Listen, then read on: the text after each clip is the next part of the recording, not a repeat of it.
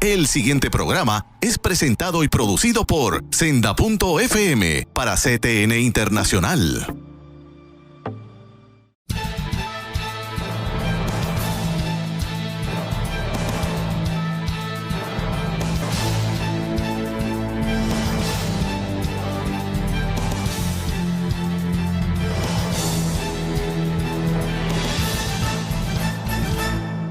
Saludos amigos de Alerta Cristiano, una vez más con ustedes, compartiendo los temas que nos inquietan, los temas que nos llaman la atención y los temas del momento, sobre todo los temas del momento en la iglesia.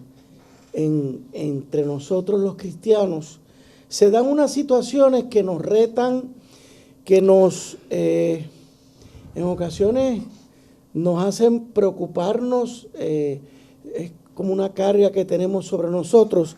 Y en los últimos meses, ustedes han visto que le hemos dedicado mucho a los temas relacionados con la iglesia, con la figura de Cristo, las razones fundamentales que da el cristianismo para contestarle al hombre quién es Dios, existe Dios, quién es Jesús, el carácter y la importancia de Jesús, la importancia de la palabra. Y la semana pasada terminamos toda esa serie y hoy queremos dedicarnos a tocar el tema la unidad como carácter e identidad de la iglesia. Digo esto como introducción y para los que no me conocen, Eduardo García Resach, cristiano, abogado, ya próximo a cumplir los 9 años en este programa y a comenzar el 10º año. Amigos, como siempre, hoy, hablando del tema de la iglesia, vamos a comenzar con la palabra de Dios como siempre hacemos. Y esta porción bíblica tiene mucha relevancia con el programa de hoy. Vamos a 1 Corintios, en el capítulo 12, versículos 12 al 15. La palabra nos dice: porque así como el cuerpo es uno y tiene muchos miembros, pero todos los miembros del cuerpo, siendo muchos, son un solo cuerpo, así también Cristo. Porque por un solo espíritu fuimos todos bautizados en un cuerpo, sean judíos o griegos, sean esclavos o libres, y a todos se nos dio a beber de un mismo espíritu. Además, el cuerpo no es un solo miembro, sino muchos. Si dijere el pie, porque no soy mano, no soy del cuerpo, por eso no será del cuerpo. Amigos, tengo de invitado, como lo usual ha sido en las últimas semanas, al hermano, pastor, teólogo, doctor Samuel Sullivan. Pastor, bienvenido una vez más. Dios le bendiga, buen día y bendiciones a todas aquellas y que nos acompañan. Sí. En el último programa terminamos hablando del reto que conlleva para la iglesia el secularismo. Y veíamos cómo el secularismo contesta o dice contestar las preguntas fundamentales que tiene el ser humano. Y les dijimos que ya en este programa, hoy, nos íbamos a enfocar en quién tiene la verdadera respuesta, la verdad, que es la iglesia. Y hoy, precisamente, vamos a tratar de terminar el tema. Y yo creía que iba a ser sencillo, pero conversando con el pastor me he dado cuenta de que, de nuevo, como decimos en el béisbol, esto pica y se extiende. Y ustedes se van a dar cuenta. Pastor, ese tema, la unidad, puedo preguntarle por aquello de encender el fuego, ¿verdad? En la conversación. ¿En Puerto Rico hay una sola iglesia o hay 8,000 iglesias? Bueno, primero la respuesta rápida es que en el concepto bíblico hay más que una. En el concepto social político de los medios y una perspectiva social, definen iglesia como edificios religiosos. Correcto. En el Nuevo Testamento nunca se utiliza el concepto de iglesia, para identificar un edificio. Correcto. sino una comunidad, una asamblea, en este caso, de cierto carácter, de cierto comportamiento. Ahora, antes de seguir, quisiera aclarar que ante la pregunta, ¿quién tiene la respuesta? La verdad, la iglesia. Quisiera aclarar que cuando utilizamos aquí el concepto iglesia como aquellos que tienen la respuesta, no estamos usando iglesia como institución. Correcto. Que no se confunda que la iglesia como una institución religiosa es la que tiene la respuesta correcta o es el depósito de esa verdad. No. Estamos utilizando el concepto de iglesia como el cuerpo de Cristo. Y aquí quiero aprovechar y ver que es la comunidad, esta iglesia es la comunidad de aquellos que creen, celebran, sirven y anuncian a Jesús como el Señor resucitado y viven guiados y capacitados por el Espíritu Santo. Y que estos son llamados a proclamar el reino de Jesús el resucitado y servir al mundo, servir al prójimo y el anunciar el reino de Dios. Eso es una definición bien abarcadora, pastor, y yo, de hecho, me encanta esa definición. Y tengo que decir que esta definición no es mía, y me da tristeza decir hoy que no puse la cita de la persona que estoy citando. Y si no me equivoco, el que estoy citando es puertorriqueño. ¿De verdad? Ok, y ahora me siento mal que leyendo esto en mis notas no puse la cita del autor, pero no es mía. Lo importante es que usted lo identifica como que no es suyo, y segundo, estamos dando una definición tan poderosa, pastor, porque esta definición me provoca a mí otra pregunta. Fíjese que usted está leyendo la comunidad de quienes creen, celebran, sirven y anuncian a Jesús como el Señor resucitado y bien guiados y capacitados por el Espíritu Santo. La pregunta que le quiero hacer es, ¿los católicos creen eso? Bueno, de nuevo, aquí uno de los retos ante la cuestión quién y qué es la iglesia es que hemos identificado, estamos utilizando etiquetas que lo que sirven es para interrumpir la unidad de esa comunidad que se llama iglesia.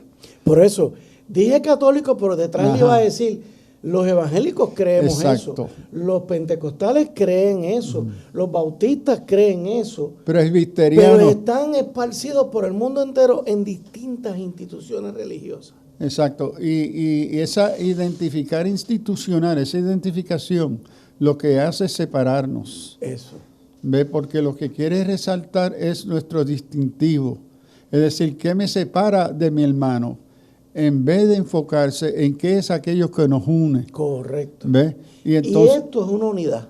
Esto es unidad. Esta definición es totalmente unidad. Y es unidad porque la unidad bíblica de la iglesia no es uniformidad, sino es una unidad en diversidad. Que en el cuerpo, como en la metáfora que Pablo está usando en la carta a los Corintios capítulo 12, está el cuerpo, se compone de muchos miembros, el cuerpo es uno, la cabeza es uno, ¿ve? Pero se compone de distintos miembros. Y entonces el cuerpo de Cristo, la iglesia, se compone de una gran diversidad de creyentes, de aquellos que creen. Correcto. Que celebran, que sirven, que proclaman, etcétera. Es decir, que hay unos elementos que constituyen la unidad, y esa es su santidad, su fidelidad al evangelio, dado y revelado en la Escritura, ¿verdad? Y lo otro que une esa comunidad es otra metáfora que usa Pablo a la carta a los Romanos. Es decir, que Pablo, cuando se pregunta quiénes son los que componen o representan esta fe que proclamamos, iglesia, Pablo en Romanos capítulo 10 establece que estos son los que han confesado que Jesús es su Señor. Es decir, que lo que va a unir o lo que crea la identidad común a todos sus miembros es su identidad como consiervos y consiervas de Jesús. Correcto. Es decir, que eso es lo que somos en Romanos, si confesares con tu voz que Jesús es Señor. Es el señorío de Jesús sobre nuestras vidas que nos constituye entonces a todos y a todas nosotras, nos hacemos miembros de esa comunidad llamada Cuerpo de Cristo en base a esa confesión, a esa entrega. Sí. Entonces, no hay jerarquía. Si hay jerarquía, es la cabeza, que es Cristo, que es el Señor. Correcto. Todos nosotros somos siervos. Y que lo que en la iglesia en el Nuevo Testamento se habla en Corintios 2, 1 Corintios 12, Romanos 12, Efesios 4, de los dones y ministerios, estos son las tareas y desempeños dados a los esclavos de Jesucristo y a las esclavas, a los siervos. Estos yo se los he dado para que ustedes desempeñen estas obras, ¿ve? Pero no representan jerarquía, que el uno sea superior al otro, no, porque todos son esclavos. Correcto. Entonces, en ese sentido, la iglesia es una que se compone de muchos miembros, pero todos los miembros son esclavos, ¿ok? Siervos de Jesucristo, cada uno sirviendo al otro en obediencia, en fidelidad a su Señor de la iglesia. Correcto. Entonces, aquí no se está hablando de distintas instituciones o organizaciones, sino que cuando se le da esa identidad particular que me distingue del resto del cuerpo de Cristo, estamos entonces creando unas divisiones no necesarias que, soy de la opinión, que parten de nuestra necesidad de ejercer poder, de yo ser único, que entonces lo que va a resaltar no es mi identidad común, sino mi particularidad a través de mi individualidad. Claro. Y la individualidad va a destruir, sirve a destruir la unidad del cuerpo de Cristo. Es un reto enorme, pero si se lo digo porque uno a veces recibe tanto ataque en el sentido de que ustedes los cristianos no están unidos. Mira las divisiones de la iglesia. Y uno como que a veces pierde el entusiasmo al ver eso. Claro, cuando vemos esta definición de esta manera, uno sabe que se da la unidad. Y vamos a seguir hablando de eso. Amigos, se nos terminó el tiempo de este segmento. Enseguida regresamos. Alerta Cristiana.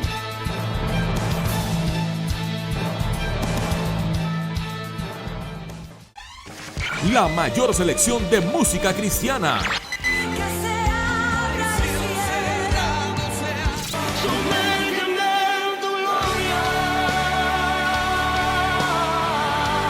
La mayor selección de música cristiana.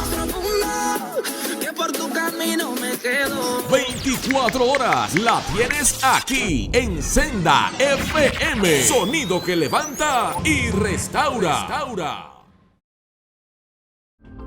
Para evitar la propagación y el contagio del COVID-19, debemos seguir los protocolos establecidos. Debemos continuar lavándonos las manos con agua y jabón durante 20 segundos. Usar hand sanitizer, utilizar mascarillas. Guardar por lo menos 6 pies de distancia entre personas. Sanitizar superficies regularmente, además de los zapatos y accesorios.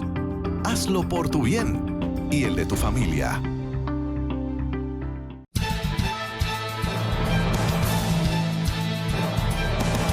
De regreso, amigos de Alerta Cristiano. Pastor, después de escucharlo usted en el primer segmento, la pregunta que me viene enseguida es decirle o preguntarle, a través de la historia, hoy, ¿existe una iglesia santa? Mi respuesta y la respuesta a través de los siglos de los pensadores de la fe cristiana y del texto bíblico es sí. Sí. Y esa iglesia se identifica como la iglesia cuerpo místico de Cristo. Es decir, es que es la iglesia que Cristo conoce, reconoce que ella es la presencia del deseo de Dios en el mundo. Pero no es lo que el mundo ve. Claro. Por eso tiene una identidad mística y tiene una identidad corporal actual, histórica. Y esas dos identidades del ideal que existe porque Cristo y el Espíritu Santo hace posible. Y lo que hace posible esa identidad mística es la santidad de Dios mismo. Correcto. Y el Espíritu Santo. Entonces, pero cómo esa iglesia se manifiesta en el mundo cotidiano, típicamente se va a manifestar aquellos aspectos que dividen, que apuntan a la división de esta comunidad que se llama uno. Es decir, que la perspectiva humana lo que resalta es la flaqueza de esa unidad, que se manifiesta por el carácter de pecadores en recuperación, quienes constituimos el cuerpo de Cristo. Pero entonces nosotros como pecadores en recuperación vivimos bajo la cobertura de la santidad de Cristo, el Señor de la iglesia. ¿Ve? Pero lo que el mundo ve es solamente nuestra flaqueza, típicamente, pero el Señor que nos cubre en su santidad ve a qué es lo que se ha recuperado. Correcto. Que constituye el carácter santo de esa iglesia. Ok, o sea que ya podemos decir que existe una iglesia que es santa y se habla de apostólica y católica. Apostólica, en este caso, y estos son conceptos que la iglesia cristiana ha desarrollado, apostólicos refiriendo a los profetas y los apóstoles, el Antiguo y Nuevo Testamento. Es decir, que es aquella comunidad que la base de lo que cree se encuentra en la revelación bíblica dada en el Antiguo y Nuevo Testamento y en la persona de Cristo.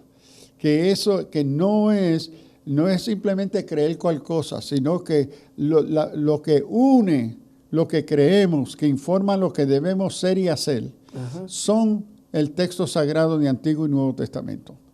Entonces, no simplemente una experiencia espiritual, no, sino es una que responde a aquello que Dios mismo ha revelado a esa comunidad que Él mismo estableció. Correcto. Y sobre quien Él es cabeza y que Él entonces dirige hacia su propósito, que son el texto sagrado de Antiguo y Nuevo Testamento. ¿Y lo de católico? Católico aquí viene del uso latín universal.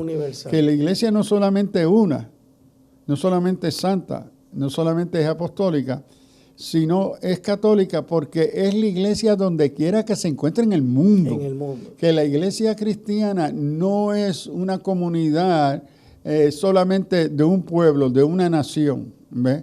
No, la iglesia se compone de creyentes alrededor de todo el mundo. Independientemente de las instituciones religiosas donde se congregan, donde militan, eso no es lo que importa. Son estas 4 marcas. Estas 4 marcas es lo que identifica esa comunidad. Ahora, una de las formas que yo uso que me ayuda a mí es que yo tengo nombre y apellido. Mi nombre es Samuel. Mi apellido es Sullivan Román. Mi padre me enseñó lo que importa ante el mundo no es tu nombre. Samuel hay millones. Correcto. Samuel no te va a distinguir de nadie más. ¿Ok? Pero lo que te hace resaltar de quién tú eres y de tu herencia, de a dónde proviene, es tu apellido. Y eso es lo que tú tienes que cuidar, porque tu apellido implica a muchos más. Correcto. Entonces, eso yo más tarde lo apliqué a mi vida diciendo, mi nombre es pentecostal, mi apellido es cristiano. Okay. Pero cuando mi nombre mancha, impide mi apellido cristiano, ese es el que tengo que proteger. Ese es el que tengo que proteger porque ese es el que de veramente me identifica.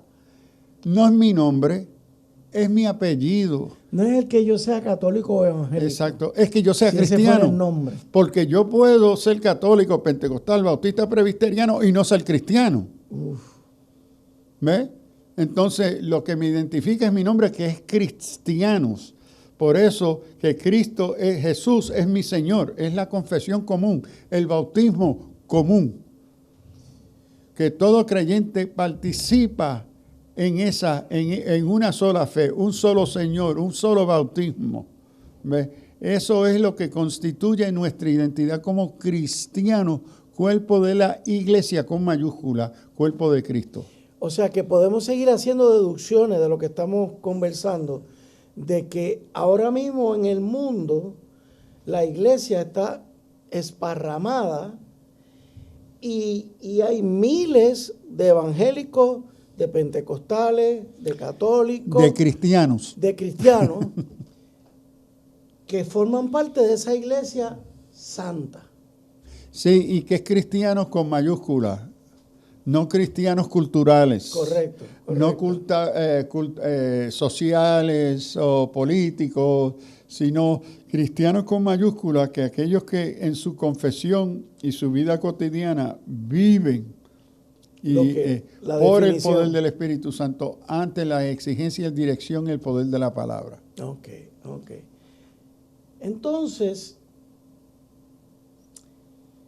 la pregunta sería, pastor, ¿qué cosas, qué factores, qué obstruyen esa unidad de la iglesia?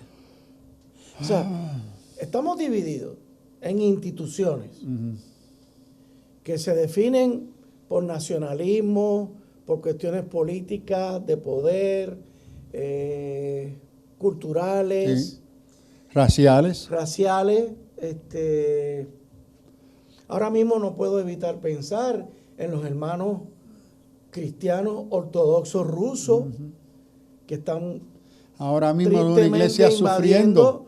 sufriendo una invasión de un país a otro, que Ucrania tiene hermanos cristianos también. Bueno, Conozco uno a quien aprecio mucho, el ministro Slavik, que viene para Puerto Rico pronto, y de hecho, si Dios permite, va a estar en este programa, y es uno de los evangelistas más grandes que tiene Ucrania. Sí, y Ucrania, Kiev, es la sede de la iglesia ortodoxa rusa. Imagínense. Ella es la que introdujo el evangelio de Jesucristo En Rusia. a Rusia, toda Rusia. Dios mío. ¿Ve? Es la sede espiritual de lo que fue el imperio ruso. Así que todo eso, siguiendo por la pregunta que le hice, esa iglesia santa que está ahora mismo en el mundo presente, está sujeta también a unos factores que cada día la afectan o la amenazan con romper la unidad. ¿Cuáles podríamos ir definiendo como que son esos factores? Bueno, yo entiendo que el factor universal de todos aquellos y aquellas que componen el cuerpo de Cristo es el factor que todos somos pecadores en recuperación. ¿Usted entiende que eso nos divide? No, eso es lo que quiénes somos. Eso Y nos que identifica. esa naturaleza Correcto. pecaminosa, Correcto. ok, porque no hay nadie, creo Ninguno, yo, correcto. en el cuerpo de Cristo, la iglesia, que no sea pecador. Correcto. Ninguno es perfecto. Exacto. Entonces, en ese sentido, esa identidad de nuestra caída es el obstáculo mayor a nuestra unidad. Explíqueme eso. ¿Por qué? Uno de los que yo entiendo ser uno de los factores, características de la naturaleza pecaminosa, lo vemos hasta en Génesis, donde queremos ser Dios. Note que el primer pecado que se introdujo en la Biblia no fue Adán y Eva, fue los ángeles caídos, Lucifer. Bien. Entonces, el pecado de él fue desear ser como Dios. Esa característica de idolatría está en el corazón de la naturaleza pecaminosa del ser humano. Entonces, en ese sentido, eso siempre milita destruir, no someterse al señorío de la iglesia, de Cristo, Señor de la iglesia. Entonces, la misma naturaleza de aquellos que Dios, aún no siendo nosotros pecadores, nos amó y nos salvó y nos trae y nos hace uno en su iglesia, esa tendencia pecaminosa, entiendo yo, nunca desaparece. Que esa presencia pecaminosa siempre estamos luchando contra ella. Y no deja de ser una amenaza, exacto, obviamente. Entonces, como eso es tan intrínseco a la identidad de todo ser humano, por eso lo pongo primero. Porque de ahí va a fluir, por ejemplo, el individualismo, que interrumpe la unidad del cuerpo de Cristo. De ahí surge, de ahí como individual, la autonomía, la singularidad, que yo soy la última Coca-Cola, yo soy lo mejor. De ahí surgen las crisis de poder, porque yo quiero ser superior a otro, por esa necesidad idólatra, que yo soy lo mejor. Entonces, el individualismo, las estructuras de poder, ¿okay?, de resaltar mi identidad contra otras, claro, en vez de encontrar aquellos que tenemos en común como creyentes. O las instituciones religiosas. Exacto, okay. Las instituciones que vienen entonces a desarrollarse a instituciones de poder.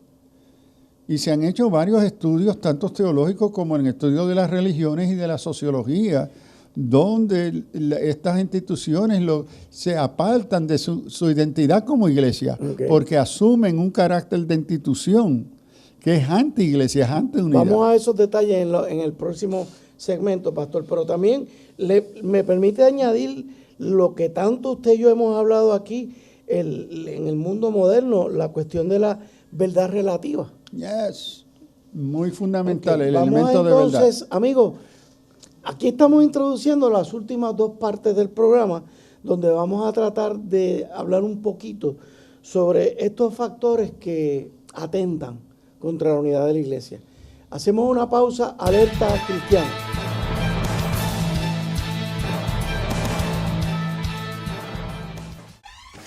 La mayor selección de música cristiana.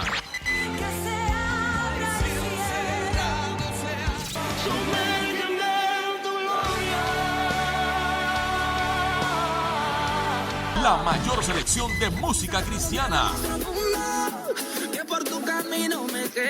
24 horas la tienes aquí en Senda FM. Sonido que levanta y restaura. Para evitar la propagación y el contagio del COVID-19, debemos seguir los protocolos establecidos. Debemos continuar lavándonos las manos con agua y jabón durante 20 segundos. Usar hand sanitizer. Utilizar mascarillas. Guardar por lo menos 6 pies de distancia entre personas. Sanitizar superficies regularmente, además de los zapatos y accesorios. Hazlo por tu bien y el de tu familia.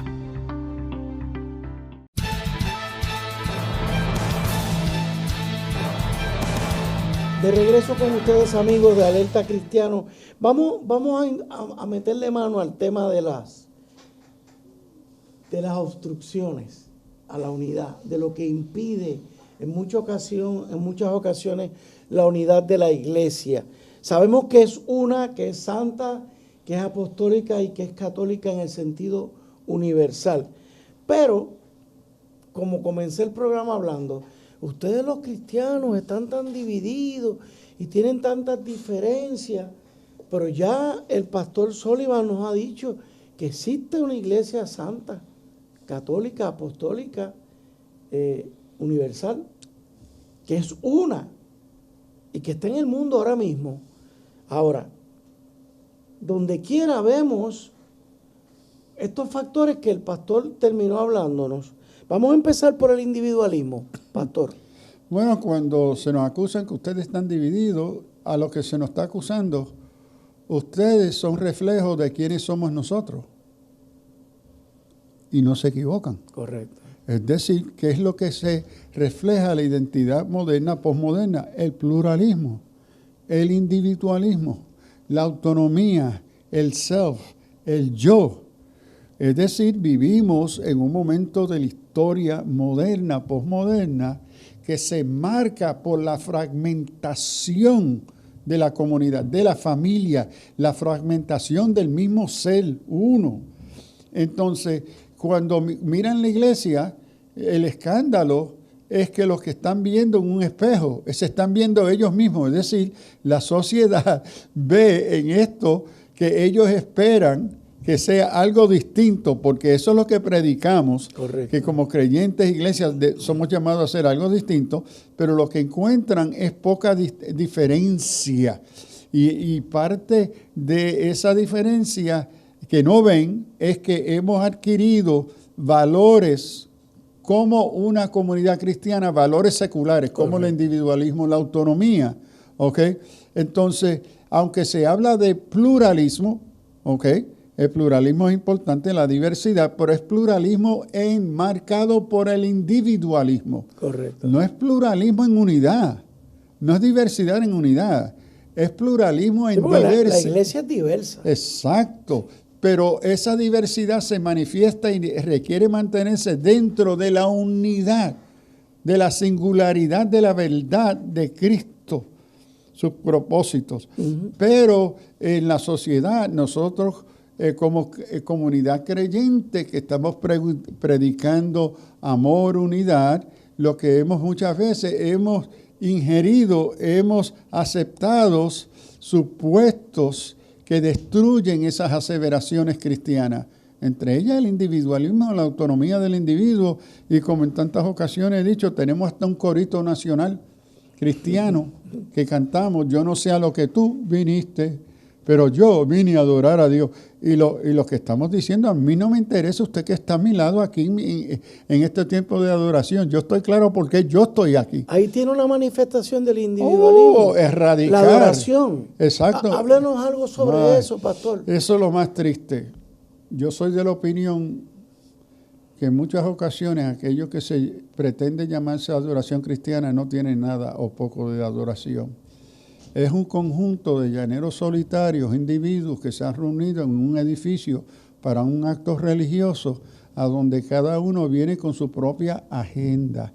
Llegan como individuos. No hay ningún sentido de lo que es adoración cristiana, que nunca es individualista, sino están juntos y unánimes por la unidad provista por el Espíritu Santo, porque se entienden ser cada uno con siervos y siervos al otro, sirviendo a un solo Señor, unánimes, juntos, de un mismo pensar. Entonces, el individualismo, déjeme dar un ejemplo e ilustrarlo. ¿Cuántas veces me he encontrado en iglesias que los que están dirigiendo la adoración están supuestos a dirigir adoración para la congregación, pero en función es un solo, es un cuarteto. Ellos comienzan a cantar y en tantas ocasiones yo miro la congregación, la mayoría no sabe lo que ellos están cantando. Entonces los paran y están aplaudiendo. Hermano, pero ellos no saben lo que se está cantando. No están cantando, pero los que están dirigiendo supuestamente la adoración, como es adoración estilo Hollywood, adoración estilo entretenimiento, los que están llevando a cabo ese canto, no le interesa que la mayoría de los que los acompañan desconocen lo que ellos están cantando. Porque a ellos no les interesa que la audiencia, porque es audiencia, no es adoración. Correcto. Estos son los que vienen a ser entretenidos. Entonces hay una disyuntiva, hay una separación tan grande de indiferencia. Por ejemplo, yo he estado en estos días en culto a donde se comienza, hermano, vamos a adorar al Señor. Y el que comienza a adorar está cantando un solo. Y la iglesia está de pie. Y nadie sabe lo que esa persona está cantando. Y es un solo. Pero la invitación que se ha hecho es una adoración congregacional. Eso es más propio de un concierto. Es un concierto. Que el que lo quiere ir a disfrutar, va. Exacto. Pero eso no es adoración cristiana. Lo que usted nos está trayendo aquí es que en ese domingo, en ese culto, todos tenemos que participar en el Espíritu. Sí, porque somos un solo cuerpo, unido por el Espíritu, a adorar a nuestro Señor. Y note que lo otro que interrumpe ese ethos de adoración es que es individualista. Dame, note lo que cantamos. Señor quiero, Señor tócame, Señor dame. Venimos con una agenda que tiene que ver conmigo. Eso no es adoración. No es adoración. Ahora, en la liturgia cristiana hay un lugar para la petición. Claro, claro. Pero la adoración cristiana no se define ni se caracteriza por, si va a ser adoración cristiana, por petición y dame, dame, dame. Sino es primero resaltar y reconocer quién Él es, a quién adoramos, por qué le adoramos. Pero mi individualidad interrumpe eso. Porque a mí no me interesa quién es Dios. A mí no me interesa que Él reciba toda la gloria y toda la honra. Eso milita contra la carnalidad de mi idolatría, de la naturaleza pecaminosa. Pero es interesante, pastor, porque si a mí no me interesa, ¿por qué recurro a donde Él a pedirle? Porque es un factor cultural. Oh, wow. Es decir, tenemos que ver aquí que y esto aquí nos ayuda tanto la psicología como la sociología de las religiones, nos ayuda a que el ser humano es un ser religioso. Es decir, hay algo en sí hardwired en nosotros, que necesitamos expresión, que nos una, religar, religión, que nos una de nuevo a eso que entendemos ser nuestro Dios. Entonces, eso está ahí y eso tiene sus manifestaciones políticas, tiene sus manifestaciones religiosas, litúrgicas. Sí. ¿Ve? Pero aquí, en el culto cristiano, la naturaleza doxológica se dirige hacia Dios como creador, que merece toda nuestra adoración, nuestro Redentor, nuestro Justificador, nuestro Perdonador, nuestra esperanza, nuestra paz, nuestro amor. Todo eso se dirige en sí a el Dios a quienes adoramos por todas estas razones y más. Eso es lo que es el fundamento de lo que debe ser una adoración cristiana. Ahora, reconociendo estos atributos de quién Dios es y estamos agradecidos, correcto, entonces podemos pedir, Señor, tú eres misericordioso, ten misericordia, Señor, tú conoces mi necesidad, tú te has prometido a proveerme, Señor. Y entonces la acción de gracia, ¿cómo correcto respondemos? Un corazón agradecido, el oír la palabra de nuevo, a donde la palabra de nuevo de Dios se dirige a este grupo que haya venido a adorar. El individualismo, la autonomía, ¿verdad?, moderna, destruye estos elementos en la adoración cristiana y se convierte en entretenimiento, a donde se resalta el individuo. Y note que esto también deforma la arquitectura de las facilidades a donde la comunidad cristiana se reúne. Más y más la arquitectura, la psicología arquitectónica de la iglesia, congregaciones modernas, es un estadio. Sí, sí. O es una sala de concierto. Porque ahora el ethos que ha redefinido la identidad y el propósito de adoración se ha convertido, respondiendo al factor moderno-postmoderno, a entretenimiento. ¿Ve? Nos reunimos para ser entretenidos. Entonces, cuando voy a la iglesia, yo no espero participar. La única participación es la paga por entrar, que es mi ofrenda o diezmo. Okay. Pero nunca se me va a pedir a mí, porque como en el estadio no me piden a bajar a jugar. Correcto. No, porque ellos tienen un equipo especial que son los que van a jugar. Correcto. Entonces yo vengo a ser espectador. Entonces esos elementos y factores que hemos tomado de la sociedad, de la cultura, ha redefinido la naturaleza de esa identidad de la comunidad llamada iglesia como una que viene a adorar. Y vemos que en la carta de los Pablos a los Efesios, él usa una palabra muy interesante, yo creo que por el versículo 12, capítulo 4, que dice, a fin de perfeccionar a los santos para la obra, ergon, diaconía, ergon, y aquí la palabra que está usando Pablo es muy especial. Ergon es una palabra que Pablo usa para distinguir entre el propósito de la iglesia, entre aquello que te entretiene, en contraste con aquello que te edifica. Correcto. Que te transforma.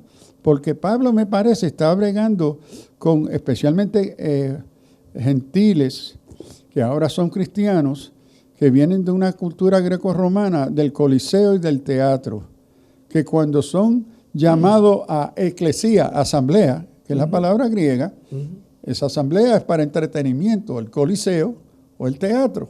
Y ahora el Pablo, que hay un nuevo concepto de eclesía, del cuerpo de Cristo, tiene que aclararle que la tarea de esa asamblea no es para entretenerte. Y la palabra ergon quiere establecer esa distinción para la obra de servicio, de diaconía, de servicio. No es para entretenerte, es para capacitarte para una misión de la iglesia. Activamente en la adoración. Exacto. Wow. Amigos, la verdad es que y nos quedan todavía unos cuantos factores. Vamos a hacer una pausa y enseguida venimos al último segmento. Alerta cristiana.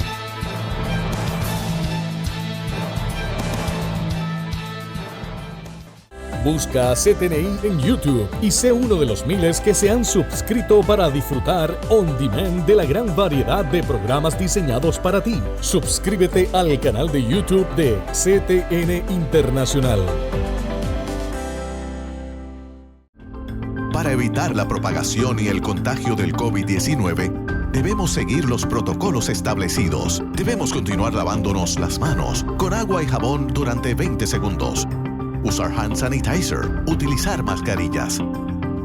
Guardar por lo menos 6 pies de distancia entre personas. Sanitizar superficies regularmente, además de los zapatos y accesorios. Hazlo por tu bien y el de tu familia.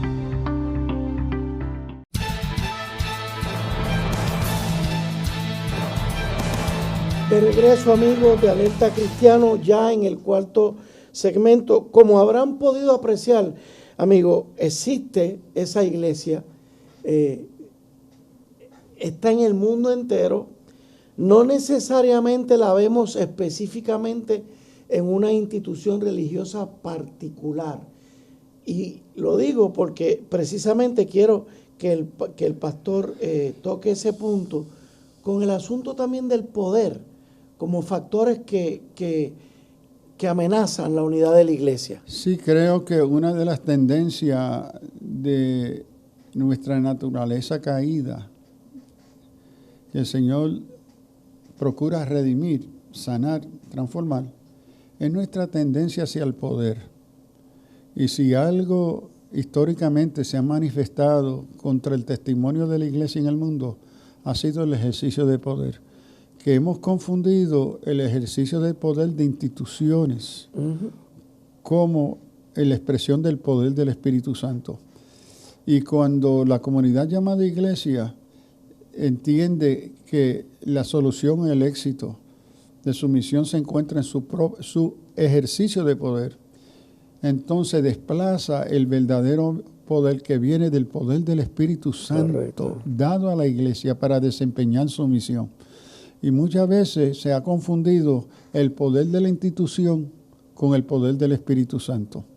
Y aquí esto es una lucha constante, cómo discernir esa dirección y capacitación del Espíritu Santo, que es el verdadero poder, en contraste con el poder social, político, religioso, psicológico, emocional, ¿verdad? Y lo vemos de las dos formas, de lado y de lado, porque vemos instituciones religiosas tratando de adquirir poder político, pero vemos también el poder político, el gobierno, tratando de adquirir poder dentro de la iglesia. Oh, seguro. La manipulación. Y yo diría que ese poder dentro de la iglesia no es el poder de la iglesia, correcto, es el poder de una organización religiosa. Correcto. Pero no pueden distinguir y creen que eso es la iglesia. No es la iglesia. ¿Ve? Y entonces hay también entre el factor de poder, a veces, porque somos humanos, y la iglesia, como ya dije, se compone de pecadores y pecadores en recuperación.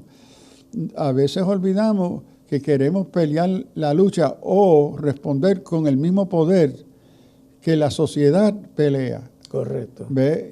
Y entonces caemos en una gran confusión. No, que la naturaleza del poder de la iglesia es por el Espíritu Santo y la verdad de la palabra.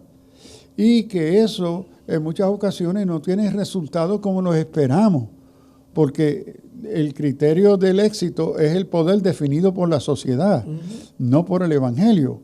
Entonces ahí la iglesia siempre se encuentra, la comunidad de fe siempre se encuentra en esa tensión de estar claro ¿Qué son los criterios y la naturaleza, aquellos que nos definen? Y esto nos lleva al issue de la verdad, porque hoy, dentro de los marcos de una sociedad y filosofía posmoderna, la verdad se ha convertido en algo relativo. Es decir, a donde se asume que no hay verdades absolutas, que toda verdad es una construcción social mía, es mi perspectiva. Entonces, la iglesia, por eso uno de los indicadores es que la iglesia es apostólica, es decir, que es fundada en los profetas y los apóstoles, que las escrituras son la verdad revelada de parte de Dios y son absolutas, no son relativas. Entonces, cuando la iglesia se aparta de ese concepto, de esa fuente de verdad, entonces se confunde utilizando los criterios relativistas de verdad relativa. Y ahí vivimos en esa tensión, es decir, porque como somos humanos, nosotros no estamos santitos en el cielo. Entonces, esa tentación de querer vencer, adquirir poder, aceptación, y aquí también este asunto de poder tiene que ver con aceptación. La iglesia cristiana quiere que la cultura mayor le acepte, le reconozca, sea parte. Y aquí el peligro es que queremos extender invitaciones a ser parte de una comunidad santa sin requerir de sus miembros santidad. Queremos que usted sea parte de esta comunidad llamada iglesia, pero con una verdad relativa, que la Biblia no es palabra de Dios. Y pastor, algo que para mí es peor, porque lo vivo a diario. ¿Cómo nos dividimos? Este es un cristiano estadista, este es un cristiano independentista, este es un cristiano popular, PNP, Proyecto de Dignidad. ¿Y qué tiene que ver una cosa con la otra? Bueno, si las 4 marcas de la iglesia se pueden vivir donde quiera que uno esté. Bueno, como algunos de ustedes saben, yo soy un New Yorker, yo soy nacido aquí en los Estados Unidos. Yo vine a Puerto Rico hace 20 años. Ajá. Entonces, si algo me ha captado y me ha impactado, es el carácter profundamente político de la iglesia evangélica, o la iglesia en general. Es decir, y yo observando cuidadosamente los eventos de estos 20 años en la política puertorriqueño, he llegado a la siguiente conclusión, que ya el gobierno y los partidos no están necesariamente interesados de alcanzar la iglesia como institución, que ellos pueden llevar a cabo sus proyectos políticos sin necesariamente procurar y necesitar la ayuda de la iglesia como institución. Y yo me he preguntado por qué. Mi observación es esta, que ellos han reconocido que ellos ya han convertido suficientemente números de cristianos en esas instituciones religiosas que son más fieles a sus compromisos políticos, que entonces ellos ya convirtieron gran cantidad de estos cristianos a su religión partidista, política. Entonces ya ellos no tienen que consultar la iglesia evangélica ni la católica. Si ya esos mismos miembros de esas congregaciones son los militantes de sus partidos políticos. Correcto. Y ellos mismos se identifican como cristiano PNP, cristiano popular. Ellos mismos reconocen que su mayor identidad dejó de ser cristiano, es político. Y esto para mí marca la identidad práctica, social, cultural de la iglesia en Puerto Rico. Y realmente, si uno se pone a mirar, volvemos a lo de sal y luz. Yo puedo militar en un partido político, pero mis rasgos principales como miembro de la iglesia, yo los debo manifestar donde quiera que estoy, ya sea en un partido político, ya sea en una institución religiosa, sea en un club, sea en lo que sea. O sea, mi identidad son estas 4 marcas. Y vemos que cuando los partidos preparan sus plataformas, yo me encuentro dialogando con líderes, pastores, que ellos aprobaron esa plataforma de esta cosa que creemos que es inmoral. Correcto. Y ustedes lo apoyaron con su voto. Lo apoyaron con Entonces, su voto. ¿de qué ustedes están hablando? Es decir, no hubo la protesta en esa plataforma de esa gran cantidad de creyentes que componen ese partido, que no vamos a aceptar eso en la plataforma. En ese sentido, por eso es que le hago la pregunta, porque a mí me preocupa, porque eso es una real amenaza a la unidad de la iglesia. O sea, Sí. ¿cómo es posible ver al hermano rechazándonos? Y mi primera esos asuntos. mi primera experiencia aquí, cuando recién yo he llegado de Puerto Rico, se está tratando un tema de la espiritualidad, en la salud, en la religión, y se va a pasar un asunto legal para deshacerse de todo religioso. Entonces me llaman al Capitolio, porque en esos años yo estaba en la escuela, enseñando en la Escuela de Medicina en Harvard, como teólogo, tratando con el tema de espiritualidad en medicina. Entonces, cuando llego para traer data científica de la importancia de los factores religiosos espirituales en la formación emocional, psicológica, física, etcétera, entonces, pero entonces cuando me siento a compartir la data que querían, el grupo de líderes pastores evangélicos se dividió. Y yo no lo entendía. Pero nosotros llegamos aquí juntos y pues no, porque si se acepta esto, entonces este partido no lo va a apoyar y este partido sí lo va a apoyar. Y yo dije, pero espérate, si nosotros todos estamos aquí como ministros evangélicos. Correcto. ¿Y por qué entonces esto que hace lugar para fortalecer a Teen Challenge y otros grupos a donde está una perspectiva bíblica, cristiana, espiritual, sea aceptable, que estos mismos líderes cristianos ahora se dividen? Pero el criterio dejó de ser el Evangelio. Correcto. El Espíritu Santo es su lealtad a sus partidos. Y yo me encontré solo. Y ellos hicieron caucus por partido y me miraron. ¿Y usted se quedó solito? Y yo me quedé solo con la data, probando y enseñando. ¿Y usted pretendía ser como el portador de las marcas de la iglesia? Exacto. Y la importancia de una identidad espiritual en la medicina, en el consejo psicológico, correcto, esencial para la salud del pueblo. Y ellos se dividieron por partido. Y yo no lo entendía, yo estaba recién llegado. Y yo pero ¿qué está pasando aquí? Más tarde cuando ¿qué pasó aquí? Pero eso mismo se ha continuado manifestando. No, y cada día se pone peor. Exacto. Al punto, dentro de la verdad relativa, ya usted ve todo lo que nos está pasando. Que mi lealtad al partido y sus valores y principios, sí, aunque sean contrarios al Evangelio, como en muchos casos, ellos son los que proveen mi empleo. Claro, el clientelismo político, exacto, las dádivas, exacto, el Estado convirtiéndose en Dios, el barrilito, el estatismo. Entonces, la lealtad a esos bienes seculares, materiales, entonces cancelan los compromisos ético-morales cristianos en la vida cotidiana y en la necesidad del pueblo. Correcto. Esa es la realidad que vivimos, y siempre la iglesia, ante su lucha de su identidad como una santa apostólica católica, siempre vive con el peligro, la amenaza y la tensión de ceder a otros poderes, a otros valores. Realmente en nuestra sociedad, pienso en Puerto Rico, el cristiano tiene que ser la conciencia del país. Tiene que serlo, es llamado a serlo. Tiene que serlo, a cualquier costo, pastor.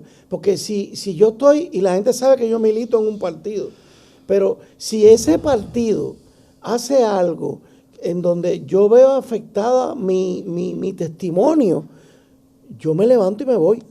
Y es interesante que hay voces historiadores no cristianos, en este caso Tom Holland, un gran historiador que se ha ganado cuantos premios como historiador, plantea que aunque él es agnóstico, él necesita ser cristiano.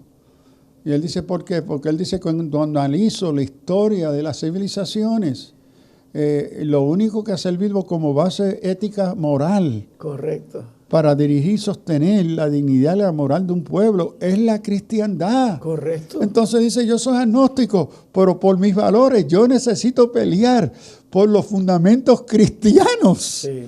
¿Ve? Sí. Y entonces a veces la misma comunidad cristiana no ha entendido la importancia de la naturaleza y el carácter ético-moral para toda una sociedad. Así es.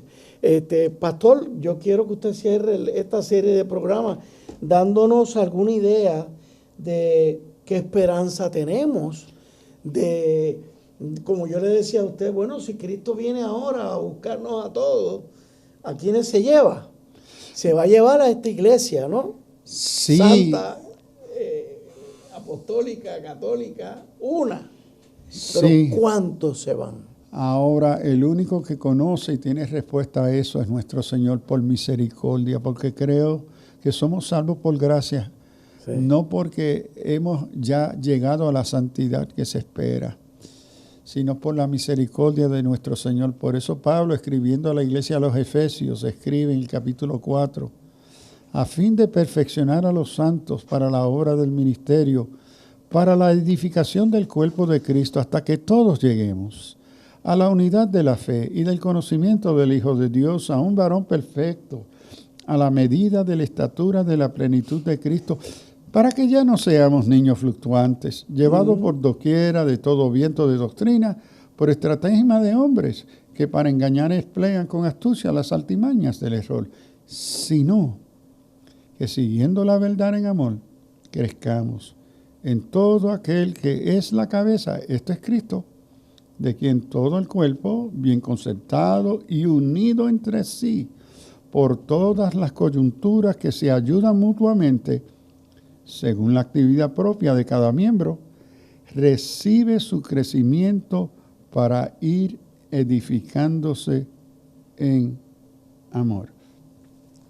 O sea, que hay que ir edificando Y en amor. en amor. Que esa unidad provista por el Espíritu Santo se hace posible por el amor de Cristo, por el Espíritu Santo en la vida de todos sus miembros. Amén.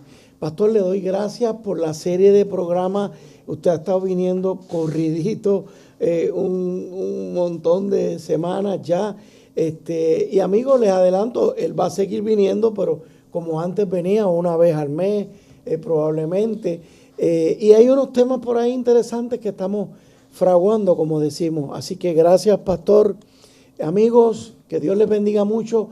Oremos por la paz, sobre todo esta situación que nos está, que se está apoderando del mundo en este momento entre Rusia y Ucrania.